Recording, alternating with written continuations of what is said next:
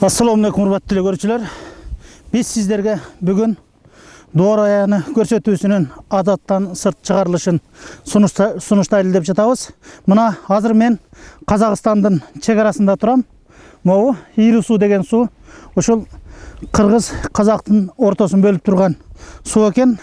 Жергиликтүү аксакалдардын айтканына караганда могу турган адырлар, тоолор ушул кыргыздардын мал жайыты болуп, ушул Ири суунун аркы бет берки бетин кыргыздар жайлап конуштап турчу экен. Биз менен чогуу ушул доораяны көрсөтүүсүнө ортоктош болуңуздар. Биз ушул Каркыра жайлоосу, Каркыра суусу жана Кыргыз-Казак чек арасы туурасында бүгүн маалымат бермекчибиз.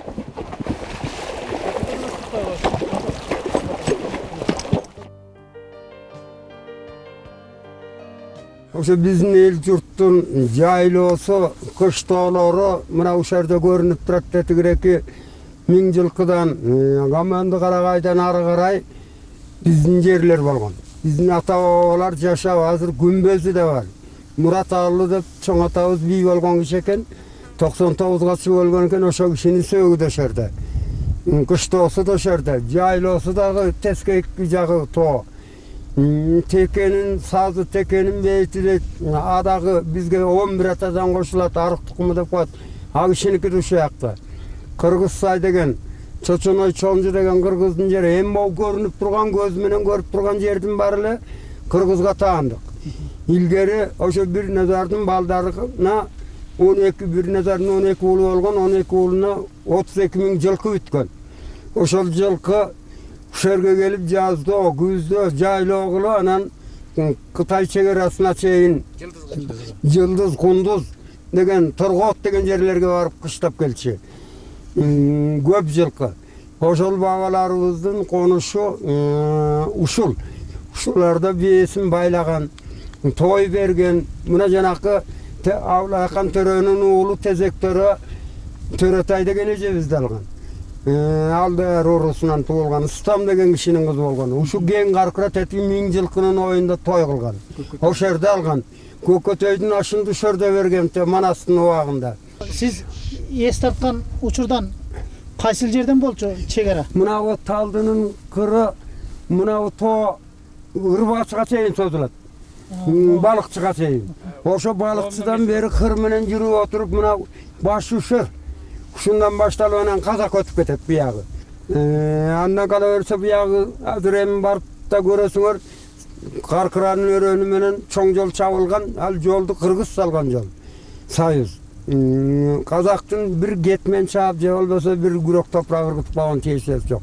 Жер сыртка чейин эле биздики. Каркыранын суу агары менен тетиги көрүнүп аткан Капчыгага чейин. Ага, эмне далилиңиз бар? Мына айрыкча Садырдын ата бабасы жайлаган жер. Садырдын атасы, чоң аталары Солтонкулулар ошол жерде болгон.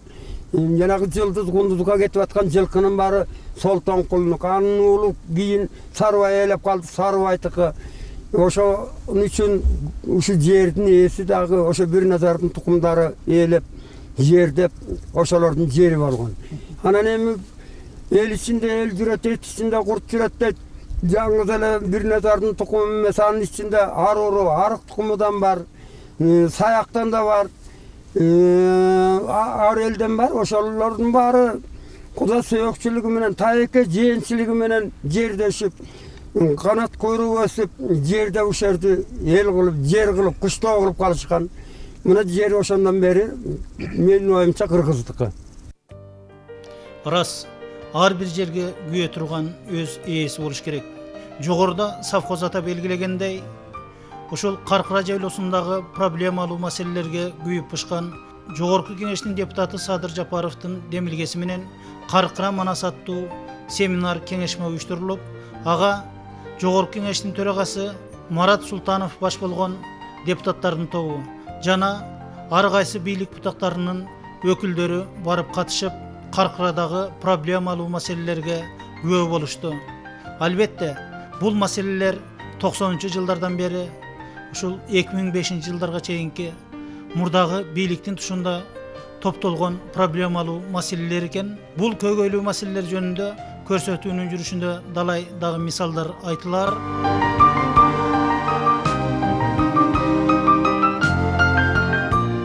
санашыбыздын дейт 127 жылдан баштап дейт. Баштап эле Текес өрөөнүндө кыргыздардын бир көрүнүп бир көрүнбөй келаткан жылдары да аз эмес. Өтө-мөтө Жуңгар бийлиги аяктаган 1755 жылдан тартып Текес өрөөнүнүн батыш тарабындагы Музар тоосунан Жылдыз тооларына чейинки сонун жайлоо кыштоолорду кыргыз элинин бугу уруулары дейт. Ошо биздин чоң аталарыбыз. Мал бага турган туруктуу мекенине айланган. Андан калса 1855-56 жылдар казак окумуштуусу Чокан Валиханов Текес өрөөнүндөгү Боорсок би кыдык экен. Баштаган кыргыз айылынын манасчы ырчылары Чоң Караш жана Телтай акындан Манастын алгачкы нускасын кагаз бетине түшүргөнү күбө болот дейт.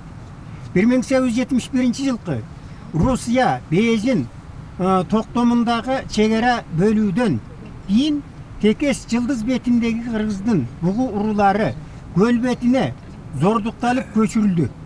Ата мекенинен ажыраган элди муңдап жогун жоктоп ырдаган Солтобайдын дейт Желден уруусунан. Бул эбеден го Жетеузден. Текес Жылдыз менен коштошуу деген ыры буганы абдан күбө дейт. Жогоруда Нуркожо Ажы окуп берген бул китеп кытайлык кыргыздардын жазган өткөн замандагы баяндарынан бир үзүм. Албетте бул китепке биз дагы учуру келсе кайрадан кайрыларбыз.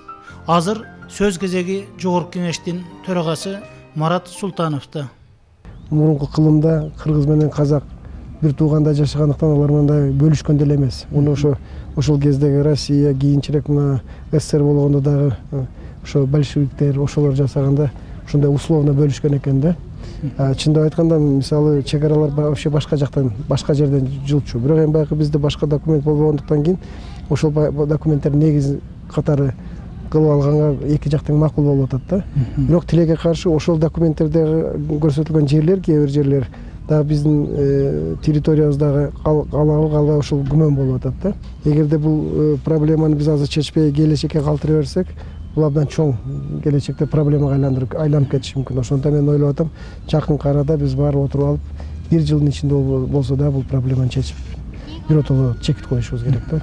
Эми сиз депутат катары эмес, төрага катары эмес, кыргыздын патриот уулдарынын бири катары. Биз эртеңки муундарга эмнебизди калтырабыз деп жатабыз? Биз эртеңки муунга өзүбүздүн ата бабалардан калган жерибизди сөзсүз калтырышыбыз керек. Мына өзүңөр билесиңер, Каркыра бул жөнөкөй жер эмес. Каркыра бул Манаста айтылган жер. Биздин кыргыздын эң бир байыркы жери, мурасы. Мына бүгүн көрдүңөр өзүңөр аксакалдар дагы мына Кытайдын ар түрдүү китептеринде окуп беришти. Канчанчы жылдан бери Каркырада кыргыздар жайлап жаткан жөнүндө мына тарыхтагы бүт информациянычы ушуну тилекке каршы көптөгөн биздин ушу чиновниктер окубай баягы формально келип атышат да.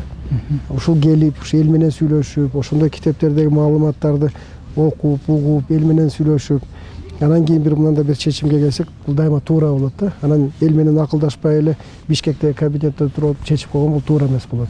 Ошондо мен ойлоп атам, мына бүгүнкү келип катышканыбыз, эл менен жолугушканыбыз бул абдан жакшы, абдан көп мындай жакшы информация берди да биздин депутаттарга.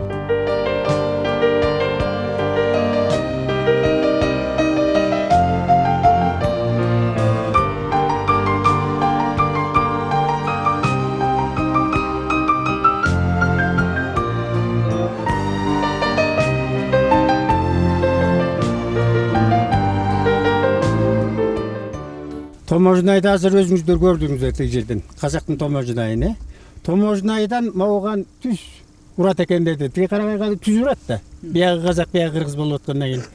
Эми ошондон урганда анан могу жердин баарын көрдүңүзбү? Тиги канча жер? Казакка кетип калып атпайбы мындан түз кеткенде. Анан эл ошон үчүн эл бекеринен эметтейт да. Анан ошону угуп алып анан баарыбыз эле тыбырчылат. Могу жердеги момча жердин баары кетип атса казакка деп. Ал чындык экен, анан жана аким көрсөтпөдү, жана картадан көрсөтпөдү. Мурун кеткени рас, анан баягы күнү сүйлөшүп кайта өзүбүзгө тийди деп атпайбы. Бул мынакей ири суудан бери өзүбүзгө кайра тийиптир, ар жагы чечилип калыптыр. Элдин тыбырчылап атканы ушул жер болчу. Мурдагы бийликтин тушунда ар бир өлкө менен түзүлгөн келишимде биздин өлкө алды деген жер жок экен. биздин өлкө только берди деген гана жерлер экен да. Муну биз бүгүн мына бул Каркыра Ысык көл облусунун Түп районуна келип, Каркыра жайлоосундагы Казакстан менен Кыргызстандын чек арасы болгон Каркыра чек-арасында көрдүк.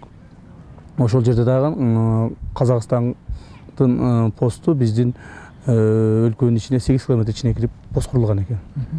Ошондуктан биз бүгүнкү күндө азыркы бийликтин башчылары өтө орчундуу маселеге көңүл буруп, бул чек-ара маселесине катуу көңүл бурбай турган болсок, эртең элдин, журттун же болбосо кийинки муундардын келечегине кыйынчылык түзүлүп калып атат. Мына өзүн сыйлаган мамлекеттин чек-арасы.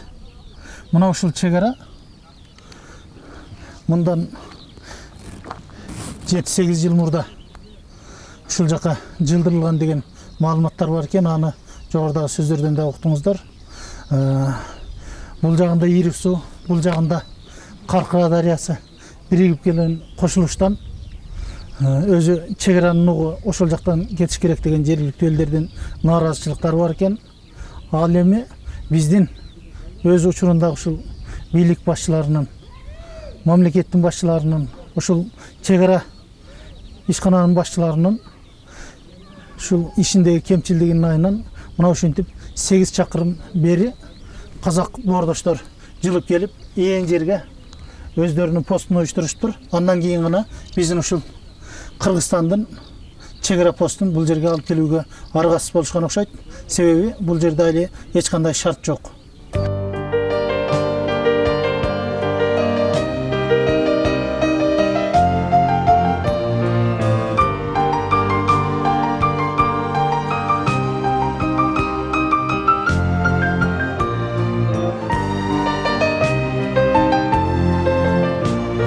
Siz bul жерде канча жылдан бери турасыз? Мен жаңы перевод менен келдим, 2 ай болду. Бул жердин башчысы ким, жетекчиси? Начальник заставы капитан Шукой. Эмне үчүн сиздерде бул жерде Кыргызстан чек-арасы болуп туруп, өзүңүздөрдүн ошо Кыргызстан мамлекеттүүлүгүн билдирген туу илинген эмес? Бул бизде шамалда учуруп жүзүп салат. Эмне үчүн казак боордоштор учпайт? Билбейм, вопрос начальниктан задавать этсеңиз. Ал бул жерде кыш кызганда болот, сиздерде суук болот го, Суук болот ал. Свет жок. Свет жок.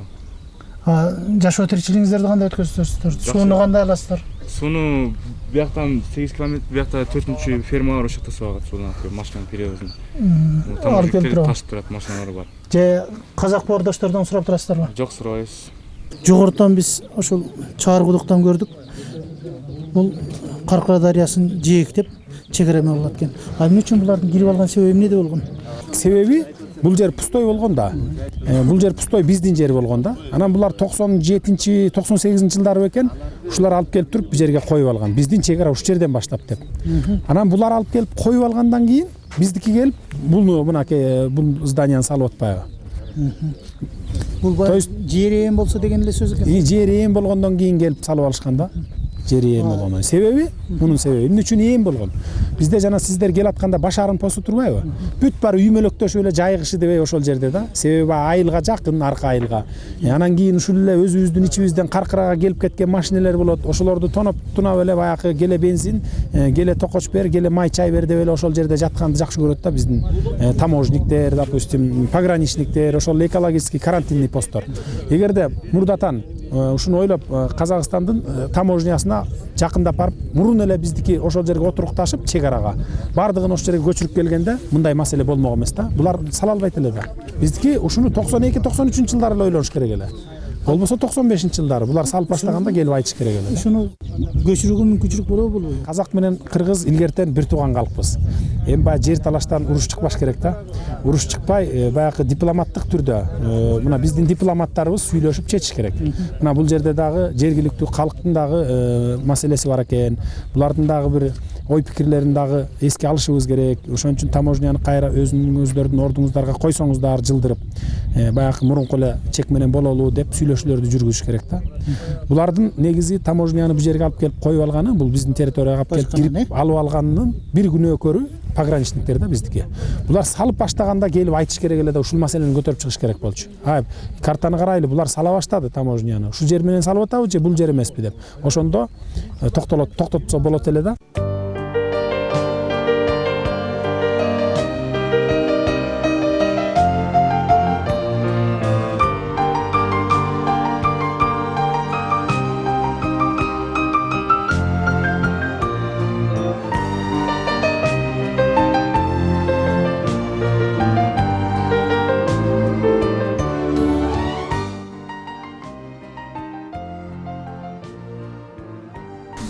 аркыбыз эле казак боордоштор.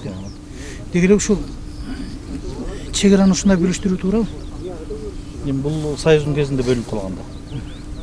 Союздун кезинде бөлүнгөн, анан азыркы эме менен анча мынча өйдө ылдыйлары болуп атат, бирок такталып калды. Такталып калды. Ушул кайсы жылдар бөлүнгөн экен Союз мезгилинде? Союз мезгилинде эми мен жаңы эле өкмөт болдум да. Мен баягы так эч нерсе айтып бере албайм, но где-то 82-жылкы карта менен караганда ушул жер биягы биздики, аркыбыз казактыкы.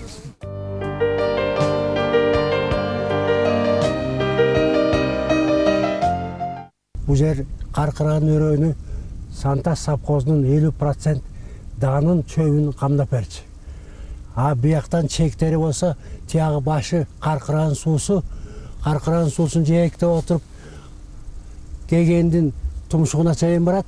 Андан бери карай Ийри сууга чейин келет, Ийри суудан Талдыга чейин биздин чек болчу. Бул жерде 30-35 миң тонна сенаж жана 30-35 миң тонна эгин алчубуз. Жалпы аянт канча болчу? Бул жерде совхоз боюнча 4 миң болсо, бул жерде 2 миң гектар айдоо жери бар. Жайыттан башка айдоо жери 2 миң гектар. Жайытчы? Жайыт 58 миң гектар. 58 миң. 58. Каркыранын ичинде? Каркыранын ичинде. Эми мына сиз 30 жылдан ашык ушул жерди жетектепсиз. Өзүңүз кесибиңиз боюнча агроном экенсиз. Деги эле ушул жер шартын көрүп турабыз. Эйри буйру болуп, суунун агымы менен гана бөлүштүрүлүп калыптыр. Ошондо бир кандайдыр бир калпсыздыктар кеткен эмеспи? Ушул жерди бөлүштүргөндө бизде мен оюмча ушу Казакстандан делегаттар келип, илгери жер бөлүштүргөндө чек койгондо туура эмес бөлүштүргөн болуптур. Бул жерде бирде Кыргызстандын территориясына кирип келсе, бирде Казакстандын территориясына кирип кетет. Ошондуктан чекти 40 тоо менен илгеркидей бөлсө болмок. Ошого кичине нааразымын. Жерди албай калсак, эртеңки муундарга эмне деп айта аласыз? Мен ошол уяты ошол болуп атат.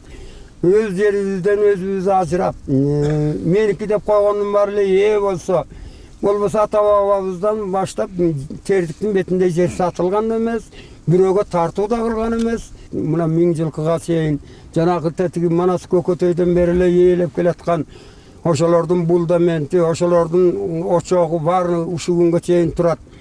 Жердин баарында батырлардын, кыргыздын батырларынын, мыктыларынын, чоңдорунун аттары, күмбөздөрү турат.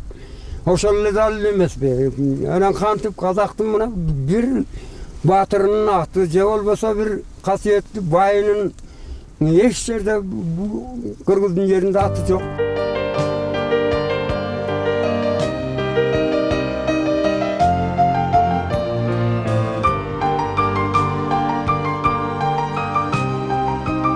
Эртеңки тарых алдында өздөрүн жоопкер эсептеген мыкты атуулдарыбыз ушуга кайдыгер карабай казак боордоштордун жетекчилиги менен акылдашып, кыргыздын ата-бабаларынан бери мекендеп келген ушул касиеттүү өрөөндү кыргыздын өзүнө кайтарып алар деген илгери үмүт бар. Биз мына ушул бийик секиден, бийиктиктен туруп, жалпы эл журтка жакшылыктарды тилөө менен бүгүн көрсөтүүбүздү жыйынтыктайбыз. Кийинки жакшылыктардан амандашканча саламатта калыңыздар.